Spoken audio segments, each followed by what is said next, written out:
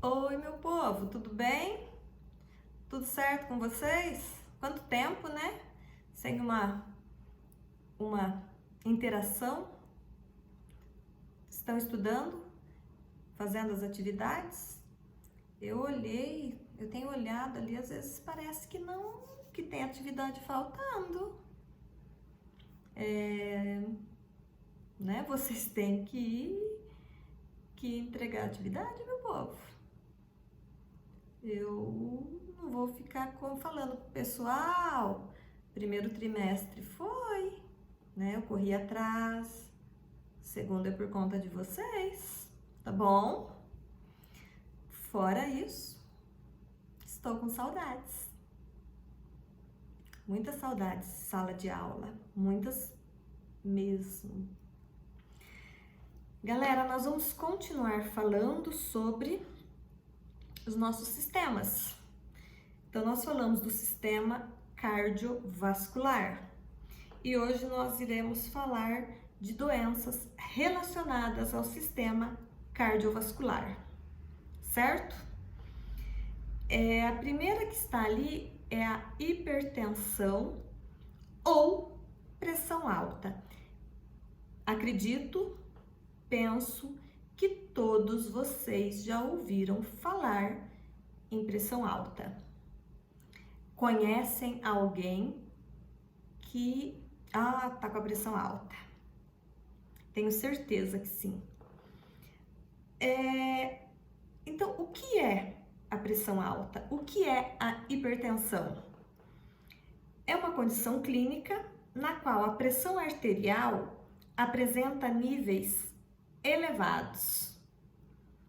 Em uma pessoa adulta, o valor considerado normal para a pressão é de 120 mmHg. O que é isso? O que é mmHg?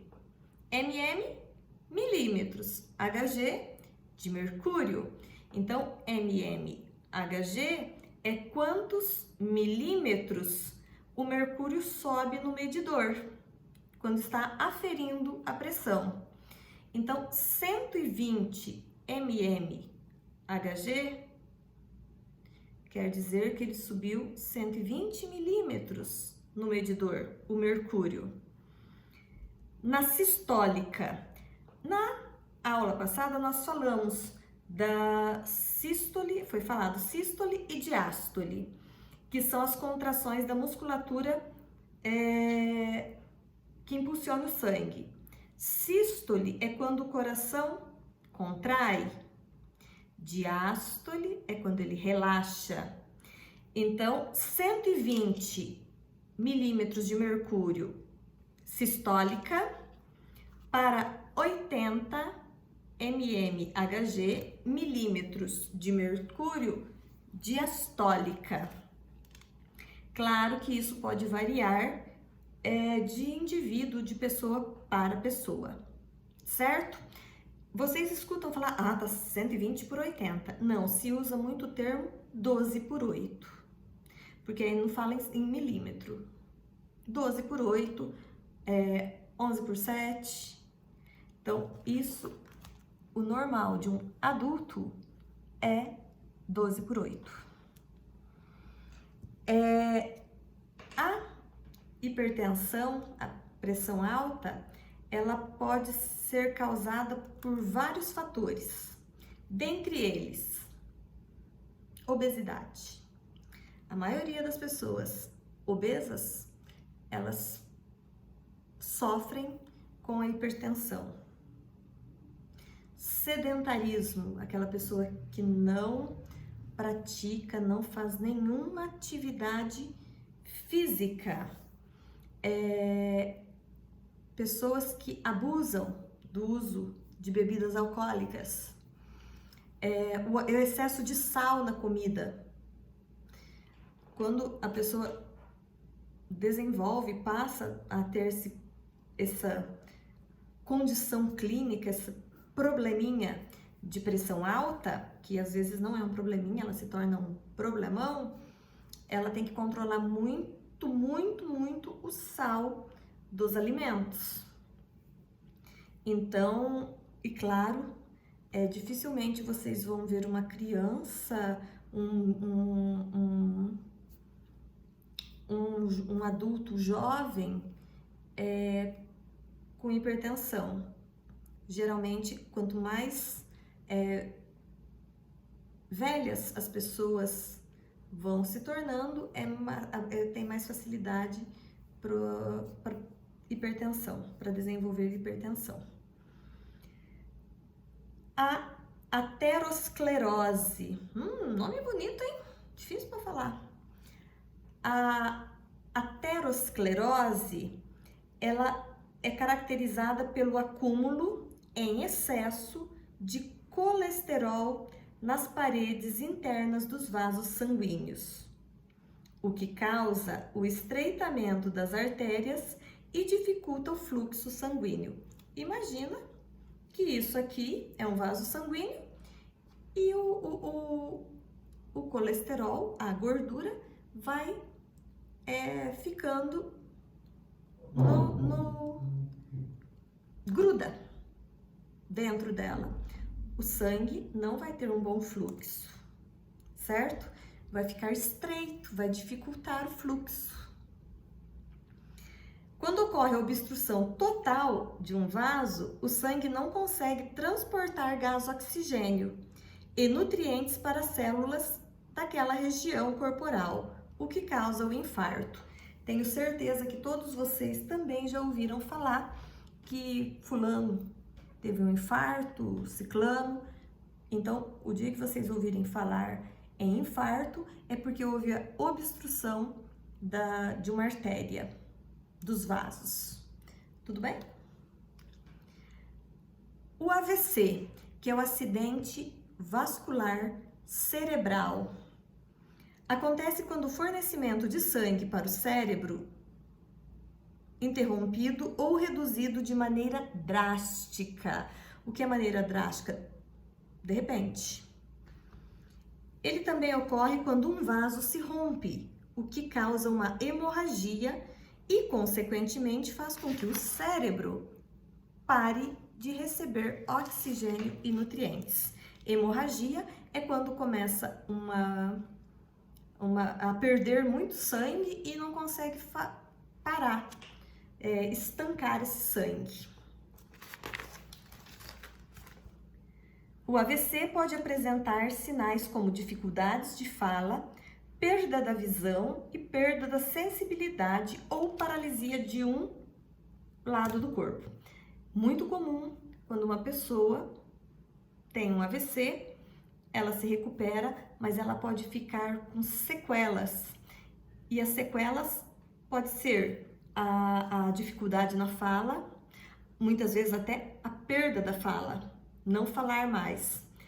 A perda de visão, deixar de enxergar, total ou parcial grave, perda de sensibilidade. E muitas vezes ela fica com um lado do corpo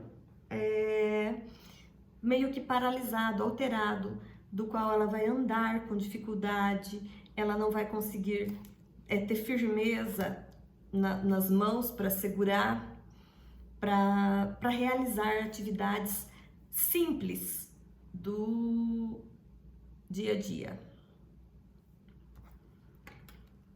A arritmia acontece quando os batimentos cardíacos estão mais acelerados do que o normal.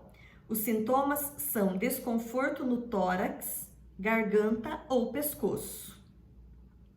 Se por algum motivo as artérias coronárias não conseguem irrigar corretamente o miocárdio, lembram que nós vimos, foi falado do miocárdio na outra aula? Pode ocorrer a morte de células musculares, o que caracteriza o infarto do miocárdio. Então, essas são algumas das doenças das quais estão relacionadas ao sistema cardiovascular.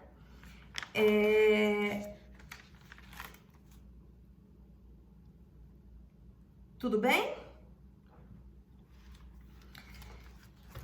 Nós temos um tipo de circulação, né? Eu falo nós, seres humanos. Será que todos os seres vivos têm o mesmo tipo de circulação? Será que é tudo igual? Lembrando que seres vivos também tem os seres vegetais que são vivos também. Será que é tudo muito semelhante, tudo muito parecido? Será?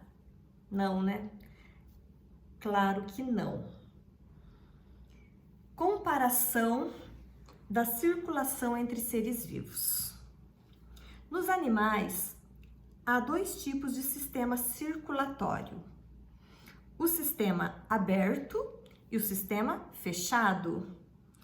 No sistema circulatório aberto, o líquido bombeado pelo coração periodicamente abandona os vasos e cai em lacunas corporais. Será que o mesmo ocorre no fechado? Porque quando aqui essas cavidades, essas lacunas, as trocas de substâncias entre o líquido e as células são lentas e vagarosamente o líquido retorna para o coração, que o bombeia para os tecidos. Novamente. Será que são tudo iguais? Esse sistema ele é encontrado nos artrópodes e maioria dos moluscos. Ah, então não é igual. No. No sistema fechado, o sangue não abandona os vasos. No lugar das lacunas, existe uma grande rede de vasos com paredes finas, os capilares, pelos quais ocorrem as trocas de substâncias entre sangue e os tecidos. Esse tipo é encontrado nas minhocas, moluscos ágeis, como lula e polvos, e todos os vertebrados, ou seja, todos os animais que possuem coluna vertebral. Em alguns animais, como as esponjas, a circulação funciona simultaneamente ao fluxo de água que passa pelo corpo do animal, pois suas células trocam substâncias com a água e também entre as próprias células, simultâneo ao mesmo tempo. As esponjas, a água não percorre, não passa, digamos, dentro dela. A circulação dela funciona simultâneo, ao mesmo tempo, ao fluxo de água. Interessante, né? Aqui nesse quadro, lá da página 9, nós temos as principais diferenças entre vertebrados e invertebrados quanto ao sistema circulatório. O primeiro, mamíferos, aves e répteis crocodilianos. Reparem no desenho, coração com 4 câmaras, 2 átrios e 2 ventrículos. O átrio em cima, os ventrículos de baixo. Lembrando que nós temos átrio direito, ventrículo direito, átrio esquerdo, ventrículo esquerdo. E um não se comunica com o outro. Não ocorre mistura de sangue venoso e sangue arterial. Lembrando que sangue venoso é o sangue carregado de gás carbônico. Sangue arterial é o sangue rico, carregado de gás oxigênio. Répteis não crocodilianos. Coração com 3 câmaras, 2 átrios e um ventrículo parcialmente dividido. Olha para esse ventrículo. Podem ver lá que no de cima ele está bem separado. Ali ele está parcial. Ocorre mistura de sangue. Por quê? Porque ele é parcial. Anfíbios. Coração com 3 câmaras, 2 átrios e um ventrículo. Átrio separado, ventrículo grudado, junto. Ocorre mistura de sangue. Peixes. Olha a bagunça que é o peixe, gente. quem parece um coração? Coração com duas câmaras, um átrio e um ventrículo. Não ocorre mistura de sangue venoso e arterial. Tudo bem? Quanto aos vegetais, lembra que eles são seres vivos? Né?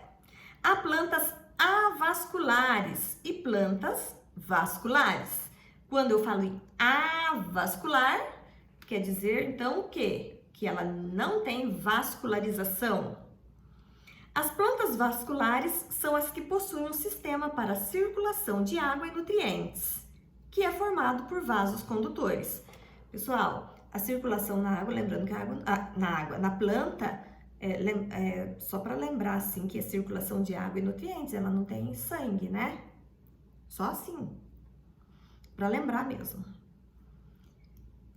É encontrado em diversas plantas, como samambaias, avencas, pinheiros, árvores frutíferas, como laranjeira, pessegueiro, macieira e por aí vai.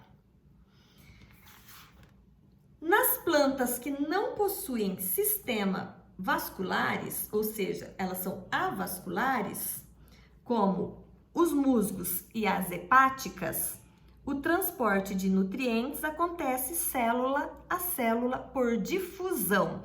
O que é difusão? Difusão, a partícula, ela se locomove passando de um meio de maior concentração para um de menor concentração. Célula a célula, não é direto, é célula a célula. Musgos e hepáticas são aquelas plantinhas pequenininhas das quais elas não têm raiz, elas não têm caule, elas possuem rizóides, cauloides, então elas não têm um sistema vascular. Tudo bem? Tudo ótimo. Então, fica tudo certo. Se alguém tiver alguma dúvida, pode entrar em contato. Ó, eu quero que vocês conheçam Ana Luísa, ó, tava ali anotando tudo. Ó, ela tem caderninho de... ela usa máscara para proteção, né? Caderninho dela de ursinho. Ela usa pulseira, porque ela gosta de um penduricalho, ó. Dela tem uma canetinha. Opa, tampei a Ana Luísa. E ela adora se arrumar. Ela quis colocar uma flor para não ter perigo de ser confundida com um menininho. Eu garanti que ninguém ia confundir ela com menininho, né? Mas ela gosta de participar das aulas. Ana Luísa é minha ursa. Ela está comigo já há muito tempo. Faz parte já da minha família. E ela acha que ela é gente. E às vezes eu acho que ela é, porque às vezes eu escuto ela falando comigo. Então, ela tá aqui sentadinha, participando da aula, tá? Beijos. Dá tchau, Ana Luísa. Até a próxima. Fiquem com Deus, tá? Tchau.